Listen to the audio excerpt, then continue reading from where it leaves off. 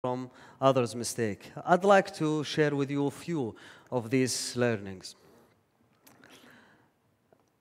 During the course of strategy implementation, we were faced with few hurdles.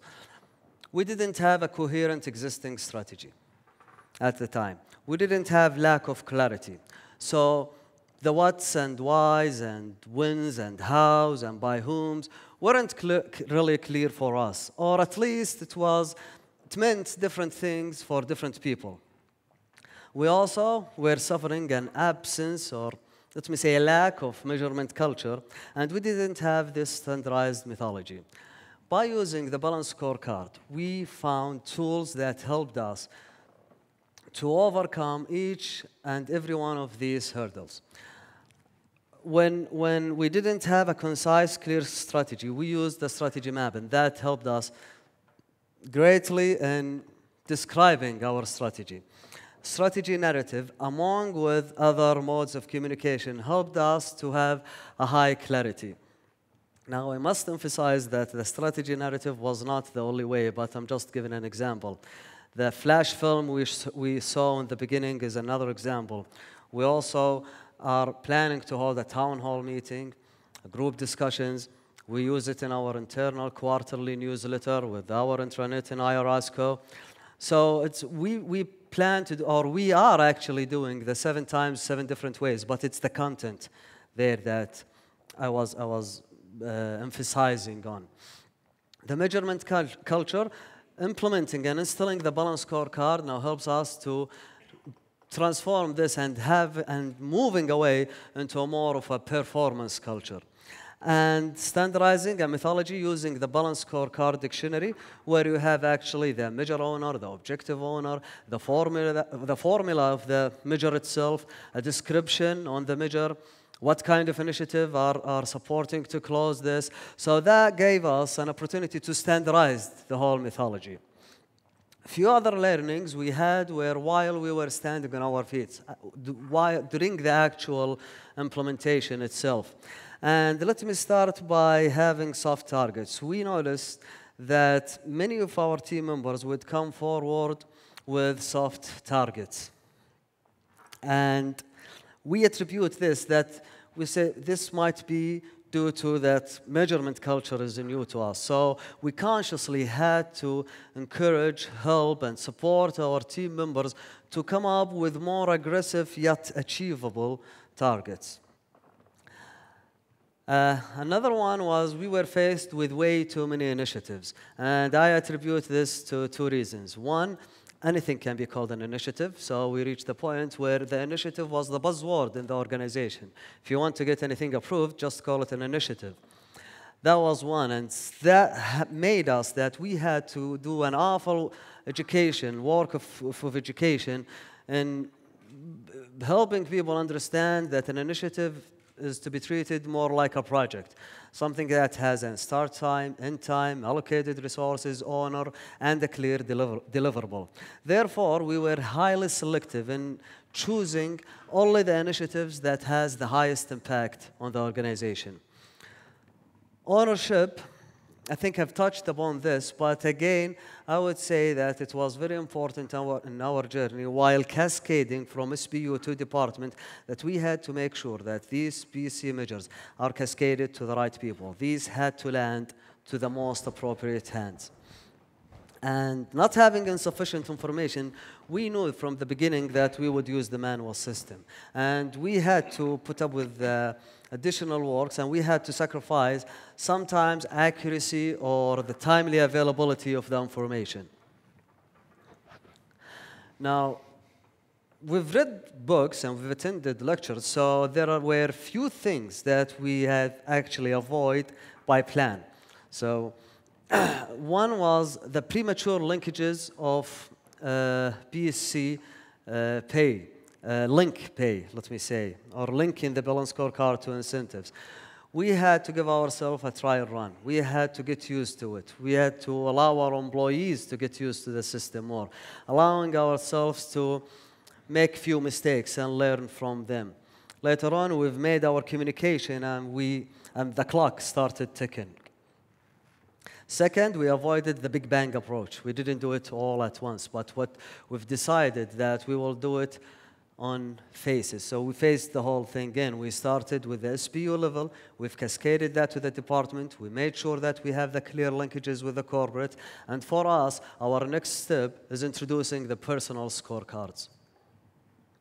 And the premature BEC automation is, as I explained a moment earlier, that we've decided to start with the manual system. We used the Excel and the PowerPoints, and we were okay to take some of the chaos, and we wanted to allow ourselves making a few mistakes, and then instead of automating a miss, we would automate something that we know how to actually use. From our experience in translating strategy, and more specifically the balanced scorecard, we have learned few things. And I would like to share with you and to those whom would like to take this journey in the future, some of our learnings. I will begin with people. Instill the review and measurement culture with your people. If you have skill gaps, identify them, highlight them, expose them, handle them with training, provide people the training that they need, the effective training they need, and do not settle for briefing sessions. Briefing sessions are not enough. Remember that people are the most important asset. It lies in their hand, the success and the failure of this presentation. Second, processes. Make sure that your existing processes are BSC ready. Introduce sales forecasting, array forecasting. Introduce key account management. Introduce the SNOPs, cash-to-cash management cycles. If they are already there, then good. Just make sure that they're up to the level. And finally, we noticed that many organizations club strategy meetings with operational meetings. Now avoid this at all costs. Mixing strategy with the very important and essential operational day-to-day work just leads to strategy losing its significance. Now remember, we want complete focus on strategy if we are discussing strategy. This is important. And finally, instill and keep having these periodic review meetings. Keep having them. Eventually, they will create a culture that it will sustain itself. And so far, I've been talking about our Orascos and Orascos Core Products journey, but now let me highlight a little bit on our future. Sustaining and developing on the work that has been done. We expect to have a healthy growth clip from now up to 2016. This is supported by a planned plant expansion in the year 2013. We plan to do a plant expansion to our unit in Al-Kharj, and that would first double and then later on triple our production capacity to meet the ever-increasing market demand. Quick look at our future strategy. We see that we primarily focus on product development and market development. Currently, we hold this dominant market position. We will strive to maintain the same, but we will also be providing value-added services, moving Orascos Core Products to a solution provider. And over time, we will be working on identifying and developing new products that will be suited to the market demand. And finally, we plan to outreach for new markets. Markets that we think have the potential and it is attractive for us. And mainly, we will be looking out North Africa.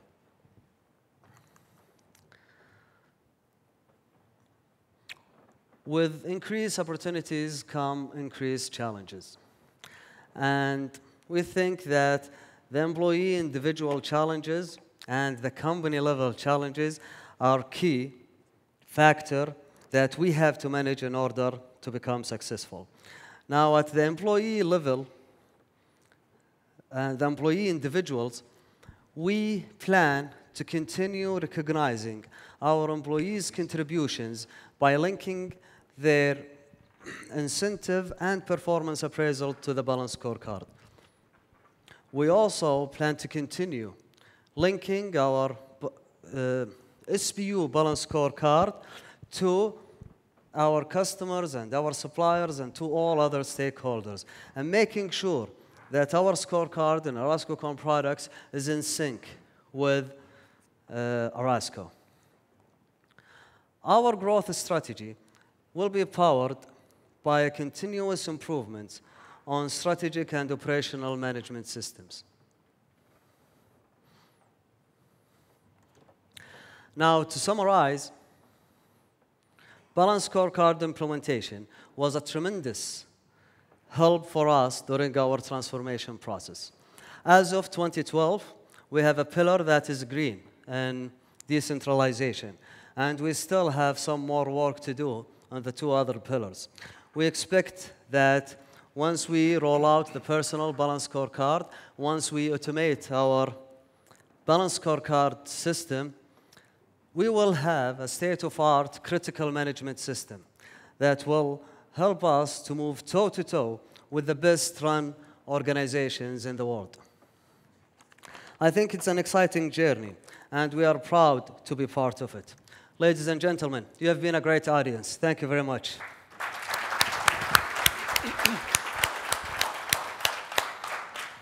Right, that's a great case study to start the afternoon off. We'll do the usual question session. We have a little bit of time for that. And just while we're passing the mic around, could I ask you one? Because communication has been a theme throughout these few days. And you showed the video, which was fascinating, and you mentioned it was an excerpt from a longer 12-minute tape, I think. Right. Within Arasco, your 2,000 people or so, how many people will have seen that video from the chief executive? I would say everyone with a computer, because it was communicated by our intranet, our iArasco. Yeah. So I would say over minimum 700. To give exact figure, but anyone with a computer would have seen that. Everyone gets the same message. So the horse versus the zebra that was talked about this morning is overcome. Yes, absolutely. Yeah. While using the, if you allow me just to put more over on this, while using the 7 different ways, 7 different times, I think it was important to have one consistent message all the time. And we were afraid that if the chief would communicate to a certain number of people and those people would moreover cascade it further down, we would have the horse turning to a zebra. Sure. Okay, I think question there, yeah. Yeah, thank you. My question, I met one of your associates, and I know that you rely on imports for your products and for your service. Did you include this in the strategy? What if, God forbid, something happened in the import and you don't have this? What measures have you taken? And I've seen that you put the graph where you extrapolate, and we know that they told us that not to put ambitious, because sometimes competition comes in place or risk like imports happen, something happen in the future that you have to. How you mean risk at the port side? At the port or from the point of origin where you get your products from. Or, okay. So what's alternative, or if competition becomes so severe or so much? Yeah, that's a great question. Now, during your pistol and SWOT analysis, these studies can be so energy and time consuming. So I will not spend so much time thinking what would happen if a war would happen at the Gulf area, God forbid. But I would have a backup and plan P that if I couldn't use King Abdulaziz port, for example, at Dammam, I will be moving quickly to Jeddah port, Islamic port. That would be something under my control. That would be something that I'm able to work on. So, but this theme was all over Arasco, for example, that once we segregate things that are under our control and things that are not under our control, we make the clear segregation. It amazes all of us how much that we can do, and it is within our hands. We didn't spend much time if something happened at South America. But we try to give ourselves alternatives. And using the Porter 5 forces, I think we're in a pretty good position. But always, I mean, we're in a pretty good position, but we're not resting. We're moving because people are catching up. Okay, thank you. Oh, hi. Thank you, firstly, for an excellent presentation. Thank you. I have two questions. One, firstly, about the strategy in developing. You said that the strategy was initially it wasn't very clear, and you went through a process and you developed a strategy map. And I was wondering if you might be able to expand on that in terms of what that involved, how difficult it was, who you involved, etc. The second question is on the strategy execution part. Can I answer the first question and then you ask me the second, because I have a terrible bad memory. Before, at 2005, Arasco was a single entity. So strategies were not clear. We didn't know exactly where are we going. Or at least different people had different thoughts and different opinions. So we weren't on the same page. The top management, the chief executive and his senior team had to take the leading role. Now we knew from the outset, we knew from day one that without their engagement, support, we weren't going to be going far away. So this started with them. The ownership started with the top executive team in order to formulate and develop this strategy, and then communicate it to all stakeholders. The result of that we came up with 6 multiple strategic business units. So each one of these had to develop their own business strategy, and then the corporate at the end had to develop its own. Did that answer your question, or? Yeah, I think that's okay. All thanks. right. The second question was around strategy execution. Mm-hmm. Earlier today, Jerome was talking about the difficulties, or the 2 particular areas with difficulties around communication and initiative management. Yes. You mentioned just before we started the Q&A about the communication element. I was wondering if you could talk about your experiences in terms of the initiative management. Absolutely. One of the things that we have faced during the strategy implementation that we faced on our feet was that we were faced with way too many initiatives.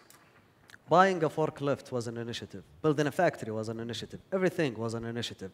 If you want your budget to be approved, just call it an initiative. So we did 2 things. First, we had to do an awful lot of education to people. And what does an initiative mean? An initiative that has to actually close a value gap. I am here currently, and I would like to go there. How am I going to close this gap? Initiative. And what are the components of the initiatives? So we had to say the starting time, ending time, allocated resources, owner, and clear deliverables. So that was one thing. We were faced with way too many initiatives. We had to be highly selective. Capital is a scarce resource, so we had to pick the initiatives with the highest impact. And that was an important pillar there, because you could have all the strategies you want, but without executing, doesn't mean really much. Okay, can I just take one last question then? I'm afraid we'll need to move on, but there'll be a chance to pick up more questions in coffee breaks and so on. As have been discussed earlier in morning today, the planning and execution, let's say. What was your time plan, let's say, for planning and execution? How you manage both of them, and how much time each one takes, or it was you were working on both of them together? What was your plan for this? How you plan both? If you're talking about time or amount of effort, especially time frame. How you manage your time? Okay, how first, much time all this journey takes? the whole journey for us, it took 7 years, but 7 years with a lot of results. Cannot say that we spent 7 years only implementing the thing, but for 7 years we've been grabbing the fruits of that. But the first thing, you would have to detect your mission, vision, and values. You would have to start with that, and then you would have to do your macro and micro researches on pistol, SWAT, forces, and all that. And then you would have to identify your strategic destination. Once you identify that, and then you identify your milestones, you go ahead and execute with initiatives. So it is not, I mean, this is the process. This is the 1, 2, 3 process that we have actually learned from people who've beat us to it, and we have applied it. Time-wise, I would say that it depends. Actually, I cannot give an answer. I cannot say that 3 months, within 3 months, we developed this business unit strategy. It varies. And one business unit, it took us 2 years, but we're seeing the rewards from it. But one important thing, I think